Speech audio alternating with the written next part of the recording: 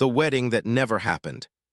The vows had been spoken, the champagne had been poured, and the guests had long since departed into the velvet folds of a New York night.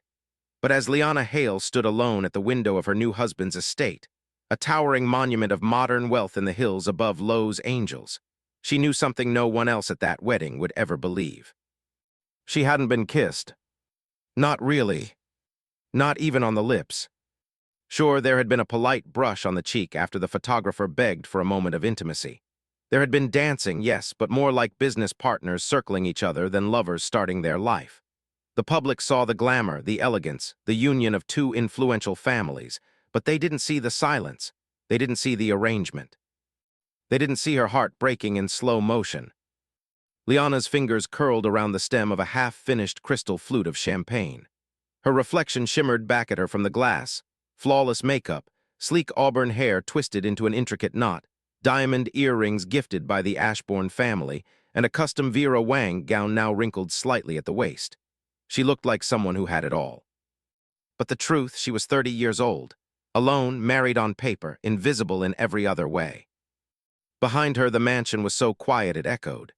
The Ashbourne name carried weight, old European banking money, diversified into tech, property, and global influence. And the Ashbourne heir, her new husband Julian, was at the center of it all. Julian Ashbourne, 37 years old, a reclusive business magnate worth over $6.2 billion, known for his intellect, his strategic ruthlessness, and his utter emotional detachment. To the outside world, he was mysterious. To her, he was distant, brilliant, but cold. She had known who he was before the wedding. Everyone did. But what she hadn't known, what no one had told her, was that he wasn't marrying her out of affection or desire or even companionship. He was marrying her out of legacy. The Hale family, once prominent in the philanthropic world, had suffered severe financial losses after her father's unexpected death. Her mother, desperate to keep their name in the right circles, had orchestrated this arrangement quietly, respectfully, like sealing a merger. And Liana, always obedient, always refined, had accepted it with the grace expected of her. She didn't expect love. She wasn't a teenager with foolish dreams, but she had hoped for kindness, maybe slow connection, some warmth, a conversation that lasted longer than logistics. But the day he proposed, if it could even be called that, he had delivered a simple statement across the table of a private club. Our families will both benefit. You'll have freedom. I'll have stability. If you agree, I'll have the lawyers drafted up. And now here she was, married, ring on her finger, in a house full of staff who whispered respectfully and avoided eye contact, with a husband who had retreated to his separate wing before the wedding cake was even sliced. She hadn't even seen him after they left the reception. She turned from the window, the silk hem of her gown brushing the polished marble. Her heels echoed as she walked down the hall, past antique paintings, down the grand staircase that curved like something out of Versailles. Every detail of this house was perfection, but it wasn't a home. It was a trophy. She entered the kitchen, finding it empty, save for a plate of strawberries and a note. Breakfast is at 7. The driver will be ready at 9 for your first public charity appearance. Don't forget to wear the necklace from the Cartier vault. J. No welcome, no sleep well, just an itinerary. Liana pressed her lips together and set the note down gently, like it might crumble under the weight of what it didn't say. Her first night as a bride, and she was eating strawberries alone in silence. The next morning began like all mornings would in the Ashbourne household, on time, without affection, and with absolute precision. The driver, Thomas, greeted her with a kind smile but didn't speak unless she initiated. The charity event was swarming with cameras, and her job was simple. Smile, stand next to Julian when required, and radiate elegance. Julian did arrive, 37 minutes late, flanked by his legal advisor and 2 PR managers. He nodded at her when they met on stage, and for the briefest second placed a hand at her waist for a photo. It felt foreign, mechanical, like a CEO posing with a product. In her head, she screamed. But outside, her smile remained perfect. As months passed, the pattern only deepened. Julian would wake before sunrise, already dressed by the time she stirred. He would leave without breakfast, buried in meetings or on flights. At dinner parties, he spoke only of business. At home, he disappeared into his wing, the office, the gym, the locked music room he never mentioned. And she lived in golden silence. She filled her days with charity boards, art museum councils, writing secret short stories she never showed anyone. She painted sometimes, always abstract, always aching. She had a walk-in closet full of gowns, but no one to undress her. She wore diamond necklaces, but no one ever brushed her hair behind her ear. She had staff, power, presence, but no one had touched her hand with love in over a year. Until one stormy Thursday afternoon changed everything. It began with a letter. Not a digital message, not a formal memo, but a real letter. Slipped under her door, sealed in black ink, written in neat handwriting that she didn't recognize. You don't know me, but I've seen you. I see the woman behind the smile, and I think the world has ignored your soul long enough. If you ever want to talk to someone who isn't a butler or a camera, come to the greenhouse. Tonight, midnight. No name, no threats, just the letter. Liana stared at it for nearly an hour. And then, like a sleepwalker, she got dressed. She didn't wear silk. She wore jeans. At 11:59, she opened the back door of the mansion quietly, slipping past the marble, the gold, the expectations. The rain had stopped, but the grass still glistened. The Ashbourne estate was massive, with countless wings and gardens, but tucked far behind the tennis court and sculpture yard stood an old glass greenhouse. Abandoned, they said, after Julian's mother passed. She opened the creaking door and stepped inside. And there he was. Not Julian. Not a stranger. But someone she had walked past 100 times. The gardener. He turned toward her, brushing soil from his hands, his face lit only by the soft yellow of a hanging lamp. He was maybe her age, maybe older, tall, sun-touched skin, dark hair falling over one brow, and eyes that didn't flinch when he looked into hers. Hi, he said softly. I wasn't sure you'd come. She said nothing at first. Her throat tightened. Her hand still held the letter, damp now from her palm. You wrote this, she whispered. He nodded. I wasn't trying to be disrespectful, he said gently. I've seen you walk these gardens for 4 years, like a ghost in a cage made of gold. She said nothing. The words hit too close. I wanted to remind you, he said, taking a careful step closer, that someone sees you, not just the gowns, not just the press shots, but you, the woman who always pauses by the red lilies, the woman who talks to the dog when no one's around, the one who never smiles when she thinks no one's watching.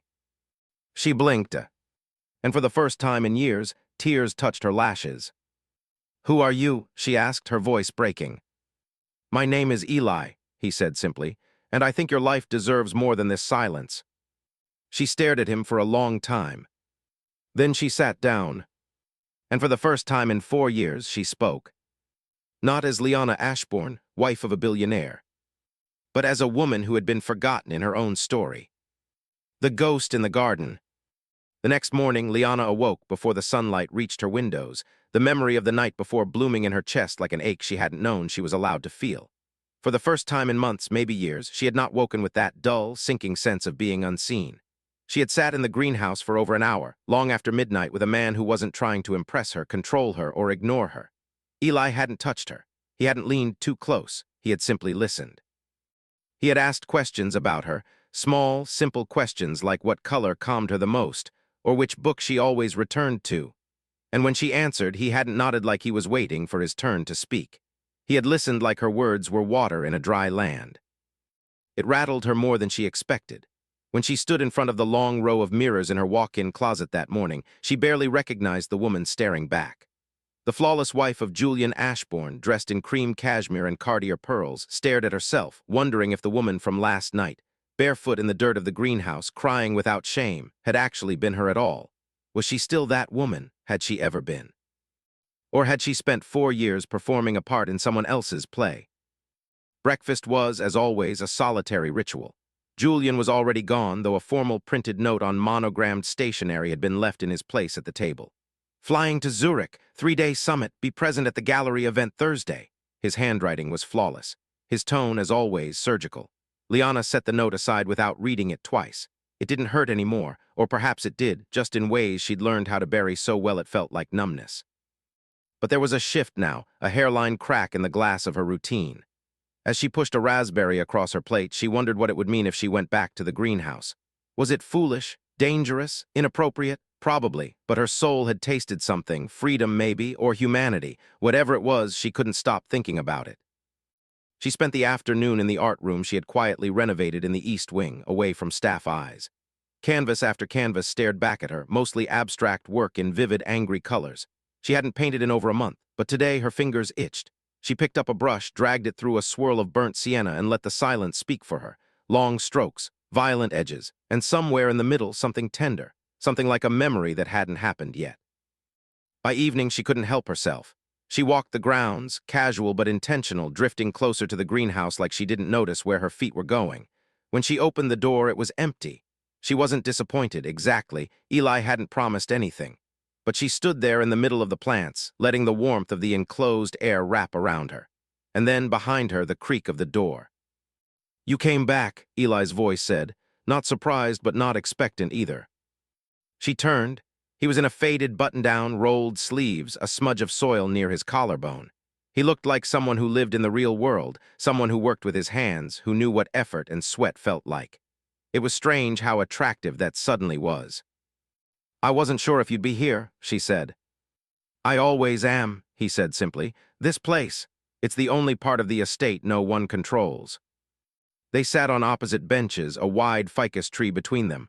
For a long time they said nothing, and yet the silence wasn't empty, it was full, safe. "Tell me something no one knows about you," he asked gently. She looked down at her hands. "I can memorize piano pieces by ear. I used to play before this life."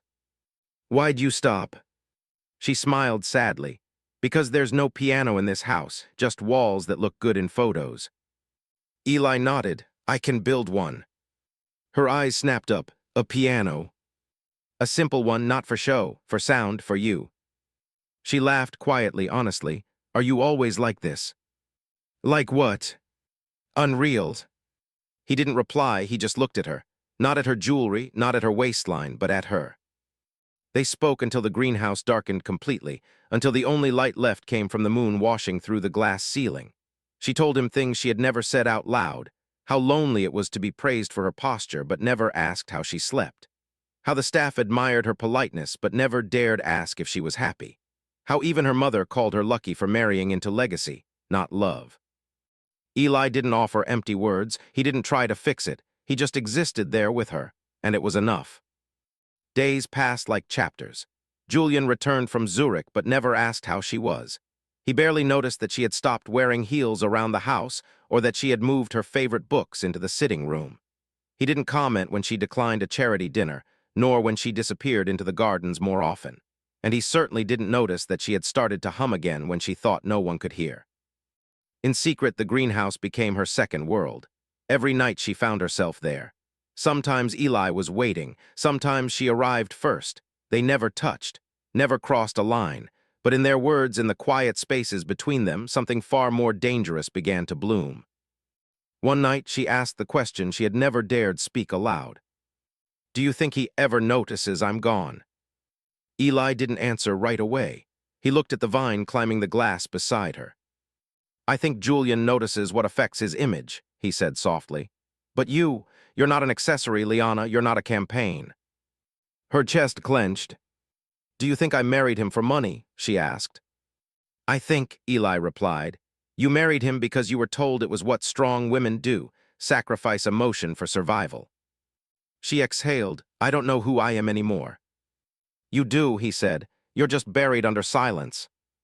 That night when she returned to her suite, she didn't cry. She didn't scream. She simply opened her closet and began pulling out everything that didn't feel like her. She packed away the gowns, the pearls, the stiff cocktail dresses, and for the first time she chose comfort, a sweater she'd forgotten she owned, denim she hadn't dared wear since the engagement. And then something small but brave. She opened her laptop and began a document. At the top she typed, "Who I was before Ashbourne." She wrote for hours. About her father's stories, her first gallery internship, her love for old libraries, the feeling of barefoot summers before legacy became her cage. She wrote until sunrise, and when the sun finally touched her window, it felt like something was waking up inside her for the first time in years. But the world wasn't asleep. And Julian, for the first time in a long time, noticed a change. He stood in the doorway that evening, watching her from across the vast room. "You look different," he said flatly. Liana looked up from her writing. "Do I?" He frowned. "You canceled the gala dinner." "I wasn't feeling well." "You've been in the gardens with the staff." Her heart slowed. "I walk," she replied. "You're being watched," he warned, voice cool. "The press sees everything." She stood slowly, the edge of her desk grazing her thigh. "Do you?" she asked. He blinked. "See everything?" He said nothing, the silence stretched. And then, without another word, he turned and left. She stood there alone, but this time she didn't feel small. She felt seen, not by Julian, but by herself, by the voice inside her that was getting louder each night, by the man who waited for her in a greenhouse full of overgrown secrets and unspoken truths. She had spent 4 years waiting for her husband to touch her soul. Instead, a stranger had reminded her she had one. Whispers behind glass walls. The air inside the Ashbourne estate had begun to change, though not a single soul could say exactly when or how. It wasn't the shift of seasons or a new painting on the wall. It was something subtler, almost spiritual, like a rhythm out of tune finally finding its way back to harmony. The maids and footmen noticed first. Liana's footsteps no longer echoed with the same hollow precision. Her voice, once formal and barely above a whisper, had regained its human shape. She was humming again. She lingered longer in the morning sunroom. She smiled, not for cameras, not for press releases, but softly to herself. She had gone from a figure behind glass to a woman reclaiming her shape, one breath at a time. And yet that transformation was not welcomed by all. Julian Ashbourne, heir to an empire of meticulous control, sensed the deviation like a crack forming in the base of a prized sculpture. It wasn't that he cared for her emotions. He didn't believe in them, not deeply, but order was sacred to him. Structure, image, expectation. Liana's subtle rebellion felt like dust on a polished mirror, and Julian had no tolerance for disorder. He watched her now from the other end of the dinner table, the crystal chandelier overhead casting fractured light across her features. She wore no diamonds tonight, just a modest olive-green blouse and soft linen slacks. Her hair fell loosely over one shoulder. She wasn't playing the role anymore. She wasn't performing, and he hated that he noticed. "You've lost weight," he said suddenly, cutting into his filet mignon with sterile precision. Liana looked up from her roasted vegetables, chewing slowly, calmly, like she didn't expect conversation but wasn't startled by it either. "I've been walking more," she said. "In the gardens, it clears my mind." "You've always had a mind for solitude," Julian remarked, not quite complimenting her, not quite insulting her. "But I assume the help has become more social recently." She blinked once, her expression unreadable. "Is that your way of asking if I've been speaking to someone beneath your station?" His fork paused in midair. "Liana," he said slowly, "this marriage, this arrangement is a delicate construct. You've been protected, provided for, respected." She set down her utensils, the quiet tap of silver on china louder than thunder between them. "Respected," she echoed. "You mean ignored politely." "Is there a problem?" "Yes," she said, her voice low and even. "I'm alive, Julian. That's the problem. I've been living in this house like a ghost, wearing your name like a price tag, fulfilling every obligation so that no one questions the narrative we've crafted. But I'm done being the product you display when donors come knocking." "You knew what this marriage was?" he said sharply, his mask finally cracking. "This wasn't about love." "No," she said softly, "but I didn't think it would be about erasure." He stared at her, caught between outrage and confusion, like a man whose trophy had suddenly spoken. She rose without another word and walked out, her footsteps no longer silent, no longer apologetic. That night, she didn't go straight to the greenhouse. She sat on the edge of the koi pond, her bare feet in the cold water, the stars blinking above like a silent jury. She thought of her mother, of what she'd given up to fit into the mold that society revered. She thought of the piano she never played, the art degree she'd hidden, the years spent waiting for a man who never once asked who she really was beneath the satin and posture. She heard him before she saw him. "Eli." No sound, just presence, like wind passing through leaves. She didn't turn as he approached. He simply sat beside her, quiet as ever. "I heard shouting," he said after a while, his voice barely louder than the breeze. "It wasn't shouting," she murmured. "It was the first time we've ever actually spoken." That bad?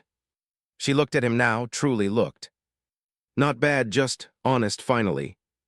He reached into the water with a small, flat stone, skimming its surface gently. The koi stirred but didn't flee. You know, he said, watching the ripples, I used to think people like Julian had everything. That money made rooms warmer, that big houses came with laughter, not silence.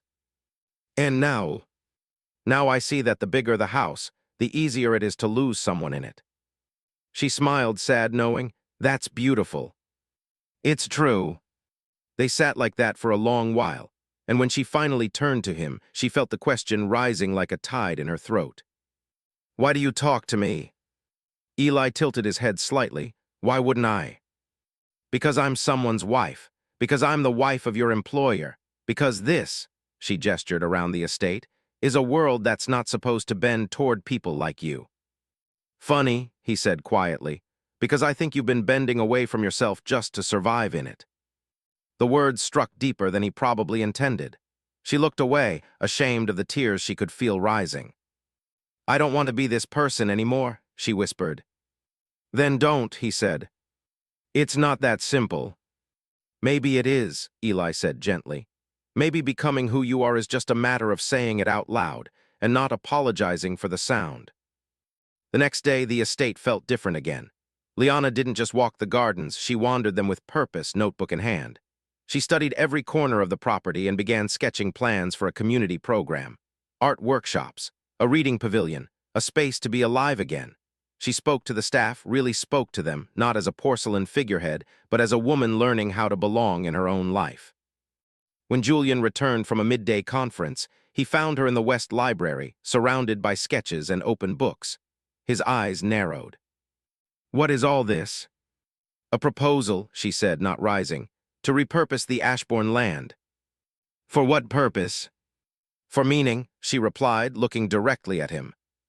You're not authorized to make these decisions. She didn't flinch, then authorize me. He stepped closer, his presence rigid, commanding. You're acting out of line. I've lived in your line for 4 years, she said. I think I've earned the right to step outside it. He didn't speak. He just looked at her, like he was trying to see the woman in front of him and couldn't find the one he had married. Perhaps because she never truly existed. That night, Liana stood in front of the greenhouse, her heart torn. Was she crossing a line? Had she already? Inside, Eli was watering seedlings. His sleeves rolled, dirt beneath his nails, hair messy from the wind. He looked up and smiled. You came. And this time, she walked right into the space beside him. Not as Mrs. Ashbourne, but as herself. The fire that didn't burn her. The greenhouse smelled of wet earth and blooming jasmine, and Liana felt something shift inside her chest the moment she stepped through the doors. Not in a grand, explosive way, but like a quiet key turning in a long-locked door. Eli stood by the workbench, hands deep in a tray of soil, gently coaxing life from seeds that no one but him had cared to nurture. She watched him for a moment before speaking, not wanting to disturb the calm that radiated from him.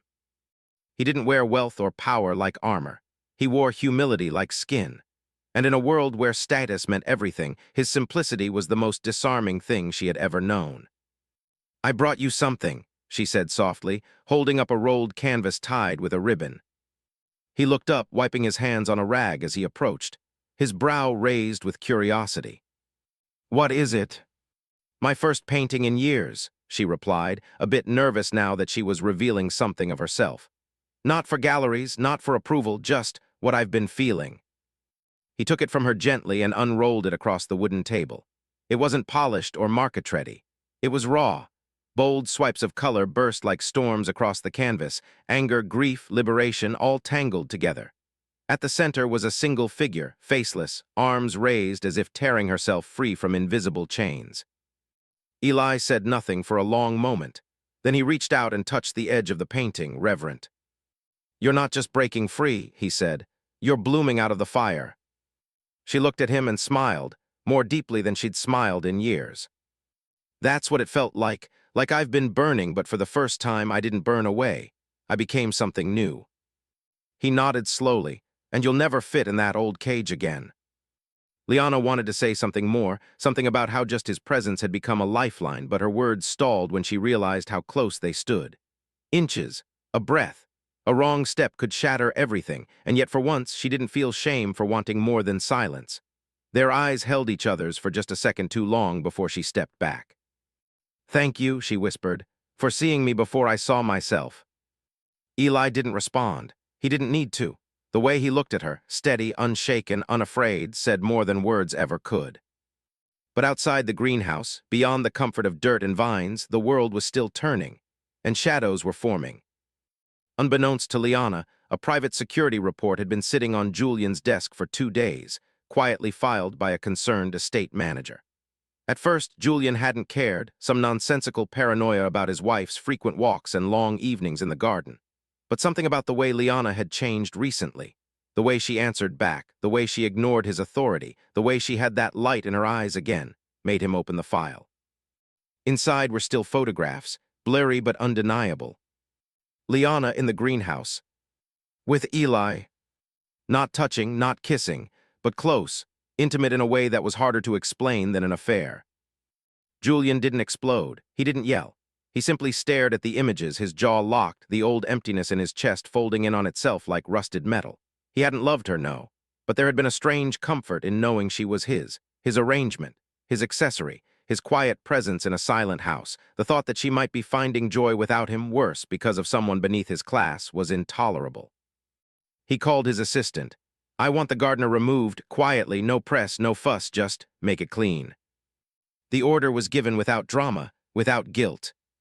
And by the next morning, Eli was gone. No warnings, no goodbye. When Liana woke, she went to the greenhouse as usual, a sketchbook under her arm, her heart open. But the door was locked, the lights off, and the air around it felt colder than the weather could explain. She waited an hour, then 2. Then she called Thomas, the estate driver. "Do you know where the gardener went?" There was a pause. "I believe he was dismissed, ma'am." "Dismissed," her voice trembled. "Yes, ma'am, this morning." She ended the call with shaking hands, her breath caught in her throat. It felt like a rug had been ripped from beneath her, like her bones no longer knew how to hold her up. She stormed through the house until she found Julian, seated at his sleek black desk in the east study, sipping espresso and flipping through a portfolio like nothing had changed. "What did you do?" she demanded, voice rising. He didn't look up. "I removed a complication." Her fingers curled into fists. "He wasn't a complication, he was a person, and the only one in this house who treated me like one." Julian sighed and set his cup down with a calm that felt like mockery. "Liana, you've mistaken fantasy for freedom. You forget who you are, who I am. There are rules to this life, roles. I tolerated your little walks, your paints, even your public defiance. But this closeness, this emotional indecency, you've embarrassed me." She stared at him in disbelief. "I've been nothing but loyal to you," she whispered. "Even when you treated me like a ghost, even when you turned our marriage into a contract with no soul." His eyes flashed. "I never promised a soul." "But I had one," she said, her voice trembling. "And someone saw it, someone who didn't need me to perform or smile or shrink." Julian rose slowly. "You're my wife. I'm your prisoner." The words hung between them like smoke. He stepped closer. "And what will you do now? Run to him? He's gone. He was nothing." She shook her head, tears spilling over her cheeks. "He was everything you'll never be." And with that, she turned and walked out. She didn't stop at her room. She didn't gather her bags. She didn't call anyone for help. She simply walked out the front door of the Ashbourne estate. And kept walking.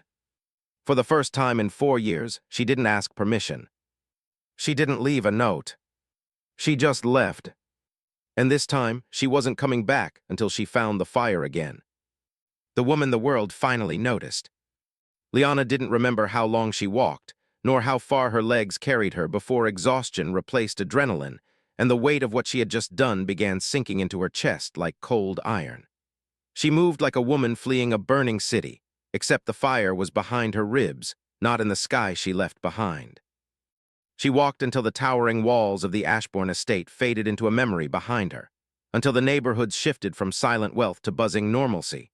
Stores opening for the day, people sipping coffee on benches, joggers passing by with earphones in, teenagers skateboarding on sidewalks, the world living carelessly around her while she quietly dismantled the cage she had lived in for 4 years. There was a freedom in her steps, but it was tangled with fear, confusion, and something she had almost forgotten, desire. Desire to live, to breathe, to choose. She hadn't chosen anything in years. Not her meals, not her clothes, not her schedule, not her husband. But leaving, that was fully hers. She stopped outside a small cafe with fogged windows and the sweet smell of pastries drifting into the street. Her throat felt scraped raw from holding back emotion. She pushed open the door and stepped inside, feeling painfully out of place among the chatter and warmth of strangers. She ordered a simple tea and moved to a corner booth, her hands trembling as she wrapped them around the mug for stability. She wasn't sure if the warmth from the cup soothed her or mocked her. She had spent years drinking out of crystal, yet none of those drinks ever felt like this. Real, humble, solid. She set the cup down and took a deep breath, her mind finally beginning to acknowledge everything she had done. She had left Julian, walked out without a word. No plan, no driver, no assistant, no protection, no explanation, just her heart and her pain and her need to find something, anything, human again. She reached into her skirt pocket, searching for her phone, and froze. Her fingers curled around a familiar folded paper, the letter, the one Eli had written, the one that had started everything. She unfolded it slowly, tracing every word as if seeing it for the first time. "You don't know me, but I've seen you." He had seen her, really seen her, when her husband hadn't, when society hadn't, when she herself hadn't.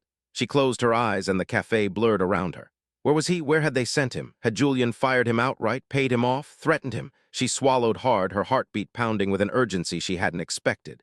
She had left the estate in blind grief, but now the grief had direction. It pointed to Eli.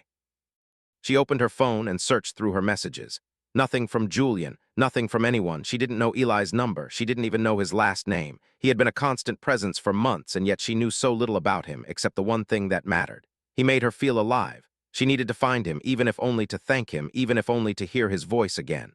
But where does a billionaire's wife, ex-wife, go when she has no circle outside her marriage? She stared out the window, tears escaping despite her efforts to hold them back. Every thought felt heavy. Every breath felt unsure. She was alone for the first time in her adult life. Then slowly she reached into her mind for the part of herself that existed before everything went wrong. Before the Ashbourne name defined her, before the greenhouse and the silences and the pain. A memory flickered, her art professor telling her, "When you're lost, go where your soul first learned to speak." For her, that place had always been art. Museums, galleries, color, creation. She didn't know where Eli was, but she knew where she needed to be to find herself again. And maybe, just maybe, fate would guide her from there. She stood, left payment on the table, and stepped back into the city. She took a cab to a small downtown gallery she had once interned at. The moment she walked inside, she felt the world soften. People wandered with quiet respect. Paintings lined the walls with stories she didn't need to decode. They spoke straight to her bones. She drifted between displays like a ghost rediscovering life. She hadn't realized how starved she was for color until she found herself staring at a vibrant piece of abstract art, a swirl of blues and reds clashing in the middle like a collision of storms. She raised a hand to her mouth, steadying herself. It reminded her of the painting she had shown Eli, of the fire she had finally embraced. "Liana," a voice said behind her. She turned, stunned. Standing there was Melissa Hart, her old friend from college, the last friend she remembered having before the Ashbourne marriage consumed her world. Melissa gasped and hugged her tightly before stepping back to look at her. "What happened? Everyone thinks you're in Europe or something. You look different." "I left," Liana whispered, emotion choking her. "I left Julian."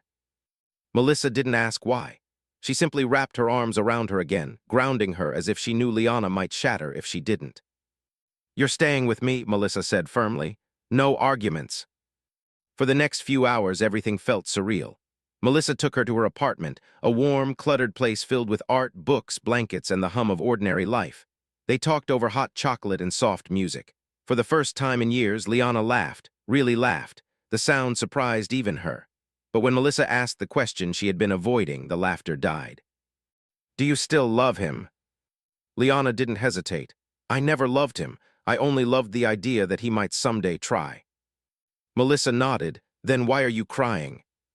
"Because someone else did try," she whispered, "and I don't know if I'll ever see him again." Melissa tilted her head gently. "What was his name?" "Eli." Last name? I don't know. Melissa frowned but didn't judge. She tapped her fingers against her phone thoughtfully. Well, if he worked on the Ashbourne estate, someone will know where he went. Landscapers always leave a trail, companies, assignments, contracts. We'll find him. The hope hit Liana like a wave, warm and terrifying. But in another corner of the city, in a high-rise office with floor-to-ceiling windows overlooking the skyline, Julian Ashbourne stared at an empty whiskey glass, his thoughts a storm he couldn't show to the world. News of his wife leaving had already reached the wrong ears, board members, investors, charity donors, all discreetly asking what happened. Julian hated questions, hated vulnerability, hated that he couldn't control a story that should never have escaped the walls of his home. But more than anything, he hated the foreign sensation clawing at him, jealousy. The same emotion he had mocked in others for years now coursed through him like poison. He had pushed her away for 4 years, but the moment someone else stepped into the light she lived in, he felt something crack. He didn't want her, not in the way normal men wanted their wives, but he wanted control. He wanted the world to see him as untouchable, and she had walked away without fear. Now she was somewhere out there, discovering herself without him, and Julian realized something devastating. The woman he ignored for 4 years was becoming the woman the world might love, and he was losing his grip. He wasn't the type to chase, but he was absolutely the type to reclaim. Meanwhile, back in Melissa's apartment, Liana curled on the sofa, wrapped in a blanket, staring at the address Melissa had managed to pull up, Eli's last known work location before the Ashbourne estate. Her fingers trembled. She wasn't ready to face Julian again. She wasn't ready to face the world. She wasn't even sure she was ready to face Eli. But she was ready to face herself. She stood slowly, holding the paper in her hand like a promise. "It's time," she whispered. And for the first time in 4 years, she walked toward a future she chose. The man who never looked back until now. Morning sunlight crept across the wooden floor of Melissa's apartment, warm and indifferent to the storm trembling in Liana's chest as she stood before the bathroom mirror, gripping the sink as if the porcelain could steady the shaking inside her. She had slept barely 2 hours, her mind replaying every memory she had of Eli, his quiet voice, the gentle steadiness in his eyes, the way he saw her without needing explanations. Those memories wrapped around her heart like a fragile warmth she couldn't let go of. The address Melissa found last night sat on the counter beside her. A landscaping company 20 miles outside the city, a small operation that contracted out workers to wealthy estates. She had read it at least 20 times, each repetition tightening the knot in her stomach. What if he didn't want to see her? What if he'd been forced to leave and resented her for it? What if Julian had threatened him? What if he had already started a new life, forgotten her, moved on with someone whose existence didn't risk empire-level scandal? But then why had he written the letter in the first place? Why had he stayed late in the greenhouse? Why had he listened, really listened, when everyone else silenced her? She inhaled deeply, splashing cold water on her face, feeling her pulse steady even if her thoughts didn't. She wasn't the brittle, silent figure she once was. She had left the mansion. She had found her courage, and she would follow it no matter where it led, even if it led to heartbreak. Melissa entered quietly, holding 2 travel mugs of coffee. "We don't have to do this today," she said softly, though her eyes were bright with determination. "But if you want to go, I'm driving."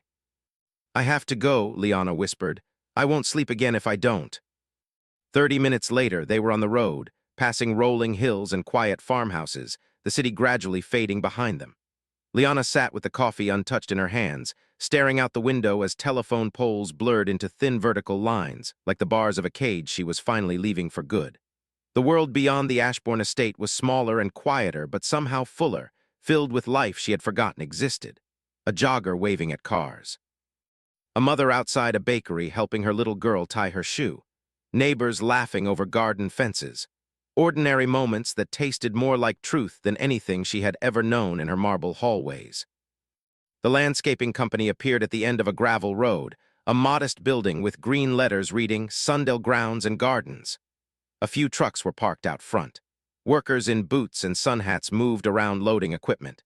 Nothing glamorous, nothing curated, each detail grounding her further into a world where people lived without pretending. Her heartbeat thundered. She stepped out of the car.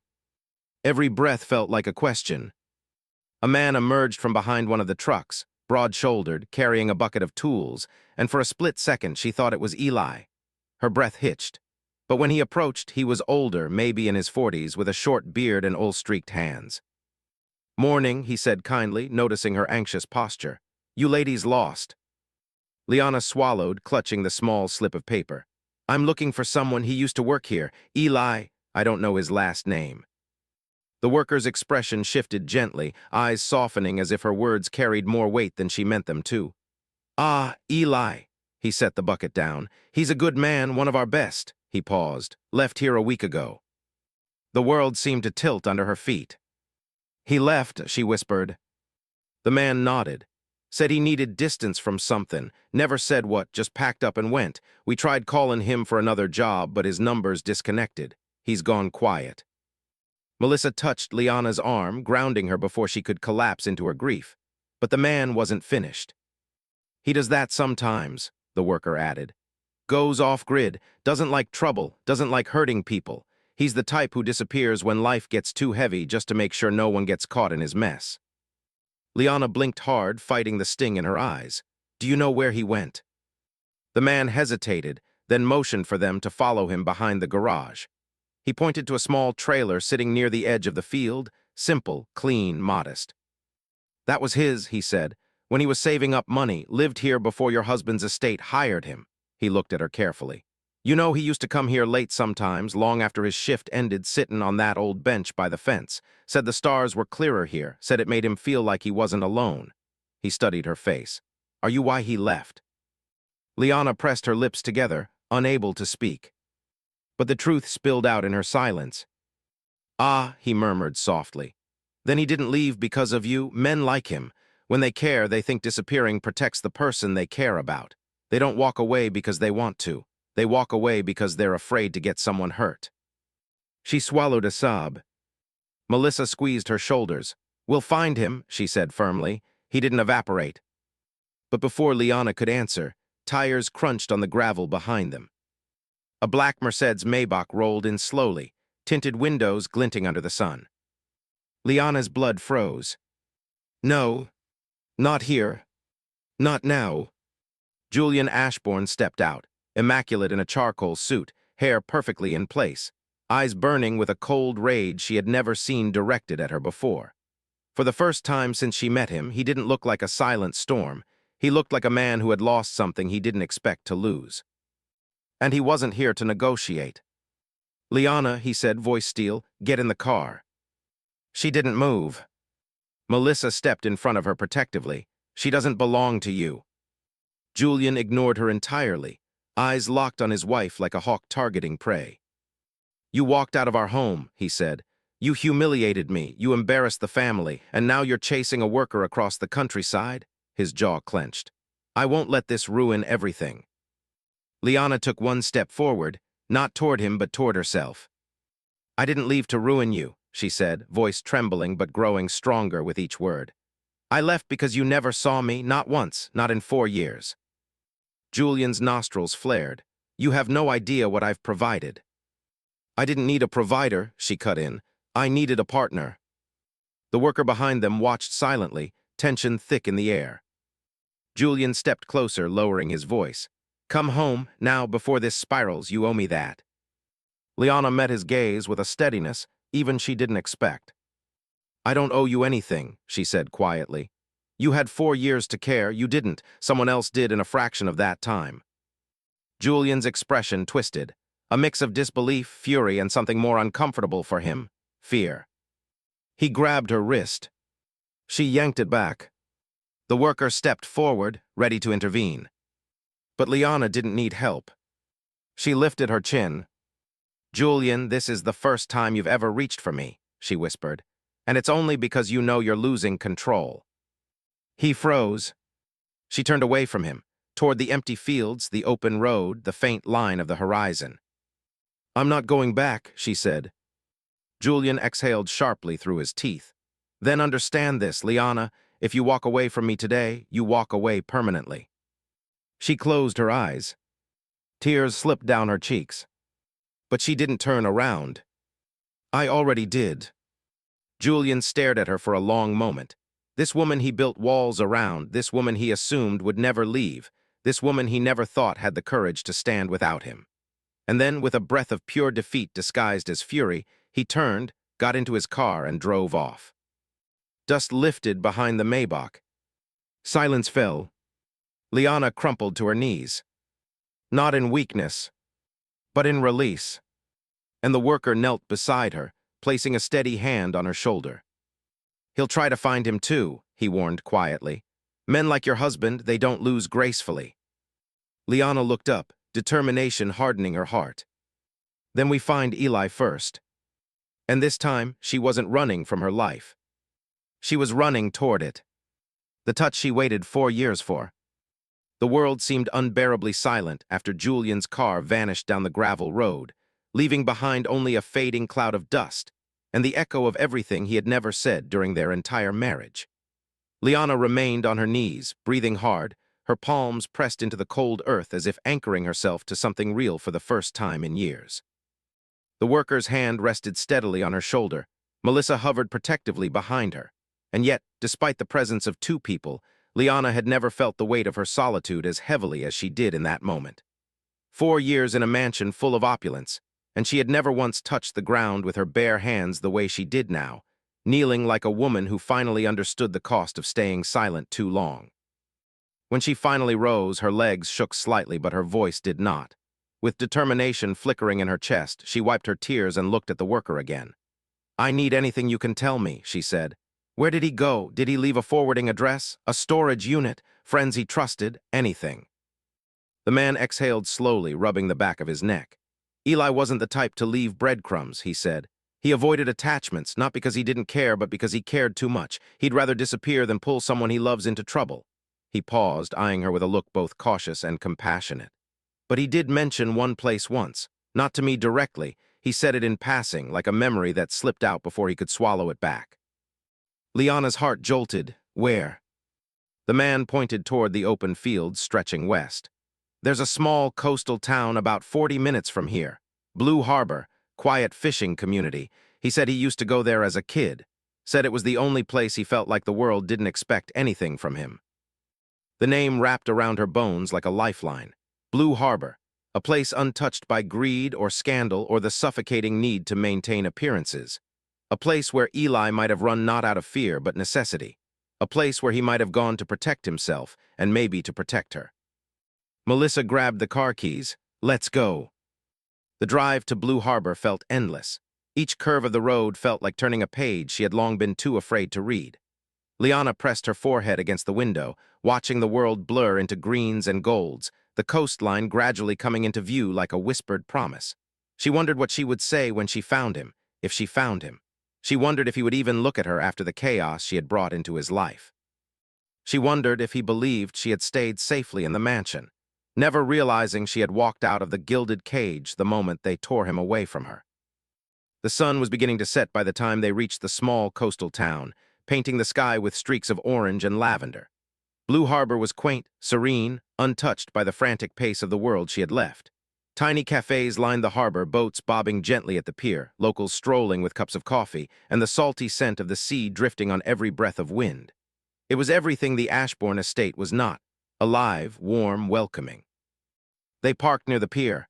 "If he's here," Melissa said gently, "we'll find him." But Liana was already moving, her heart thrumming as she scanned every face around her: fishermen carrying nets, teenagers laughing, older couples feeding seagulls. She walked along the boardwalk, then the beach, then the cluster of small shops.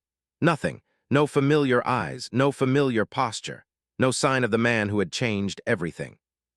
She felt the panic creeping back into her bones, the fear she had held at bay for hours. Eli could be anywhere. He could be gone already. He could have left yesterday or this morning. She could have missed him by minutes. Her chest tightened painfully. "Maybe Melissa began.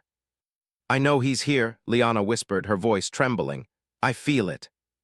As she turned back toward the pier, something caught her eye: an old wooden boathouse at the far end of the harbor, its structure worn but sturdy, its windows glowing with a soft amber light. Something about it tugged at her instinct, at the quiet voice inside her that had been guiding her ever since she walked away from the mansion. Her breaths quickened. Melissa noticed the shift and nodded. "Go," Melissa said softly. "I'll wait here." Liana walked toward the boathouse slowly at first, then faster, then almost running. Her footsteps thudded against the wooden planks. The closer she came, the more her heart hammered, not in fear but in recognition, recognition of hope, of longing, of the fragile possibility that she was not too late. When she reached the door, she hesitated for half a second, just half, then she pushed it open. Inside, the boathouse smelled of cedar, ocean wind, and freshly sanded wood. And there, standing in the center of the room, was a man bent over a workbench, smoothing the frame of what looked like a wooden piano, simple, unfinished, but unmistakably similar to the one he had once said he could build for her. Eli.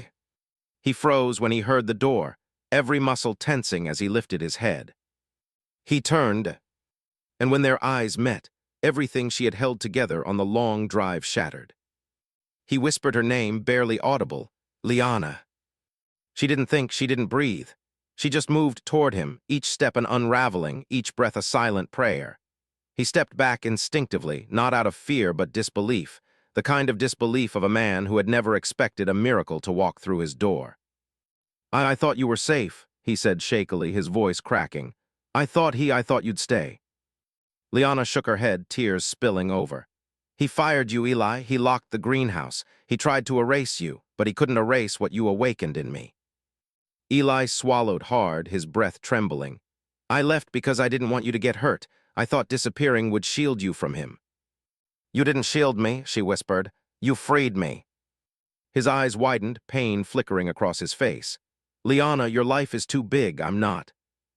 You're the only part of my life that ever felt real. Silence.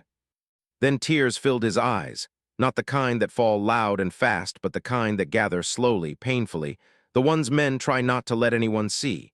His breath hitched as he looked at her. You came all this way for me. She took his hands and pressed them against her heart. I left 4 years of silence because of one night of being seen, she said, and I will spend the rest of my life honoring the part of me you brought back to life. Eli exhaled a breath that seemed to carry years of loneliness out of his body. He reached up, hesitating the way a man does when he has never touched something sacred before.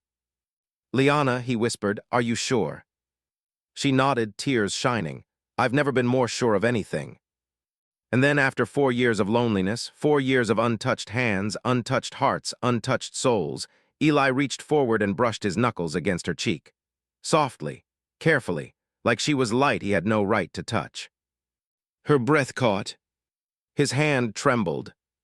And for the first time in her entire marriage, for the first time since her life had been swallowed by a name that never fit her, a man touched her not because he had a right to, but because he loved her without asking for anything in return. He pulled her into his arms, and she melted into him, burying her face in his shoulder as he held her tightly, protectively, reverently. He murmured her name like a promise, like a prayer, like a home he never thought he'd find. You're safe now, he whispered against her hair. With me, you're safe. But the story didn't end with an embrace. It began with what came after. Julian returned to an empty mansion, to a life stripped of the one thing he had taken for granted, and for the first time in years, he felt the loneliness he had forced on his wife. He felt the echo of her absence in every silent hallway. He felt the cost of never having touched her heart. But Liana was done living in echoes. She rebuilt her life with Eli, not in secret, not in fear, but in truth. She began painting again. She opened an art program for underprivileged youth. She reclaimed every part of herself that luxury had stolen. And Eli, he stood beside her, steady as the earth he once worked with his hands, loving her in the quiet, patient ways she had always deserved. 1 year later, on a small pier in Blue Harbor, with the sun dipping into the sea and the breeze carrying the scent of new beginnings, Eli took her hands and whispered the words no one in her old life had ever said. You are the love I never knew I was allowed to want. And this time, the kiss they shared wasn't stolen or hesitant. It was the first kiss of a life chosen freely. A life finally touched. A life she never had to walk away from again.